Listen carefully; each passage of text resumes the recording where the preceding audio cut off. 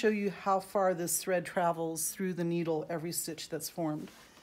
And so I'm going to hand turn the wheel. I'm holding my threads at a 9 o'clock position so they don't get caught in the hook. And I'm going to rotate, can you see that? And that mark on that thread is going to go all the way down, almost to the eye of the needle. Where is it?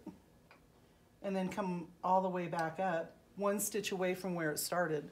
So there's a long travel distance every single stitch.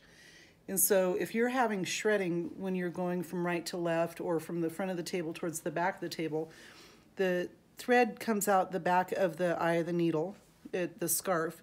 It goes all the way down, the needle goes all the way down into the fabric, and the friction of the fabric kind of holds that thread while the needle comes up, and it forms a little loop on the back of the needle. And the hook comes around and grabs that hook, or that loop. So if you watch down below there, here comes the hook, grabs the loop of thread that forms, and it drags that thread around the front of the bobbin assembly, and then it should pop out easily between the bracket and that opening. And so that's what forms your stitch. It forms a twist in the thread. And so my point on showing this mark and how far that travels is that it's not necessarily the tip of the needle that wears out, it's the fact that the thread will cut a notch in the eye, and so you want to change needles if you're having any issues.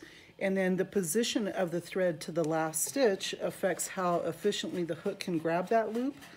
And so if you think about it, this is exaggerated because it would be coming up into the needle hole, but if the thread was going to stitches to my right, because I'm moving the machine to my left, that's a really difficult position for the hook to grab the thread behind the needle.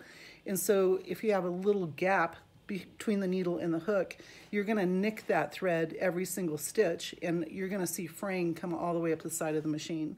So you're going to think something's going on up here, but it's actually happening down in the hook. You need to bring that hook to where there's absolutely no distance between the hook and the scarf, so it's a real clean catch on that thread.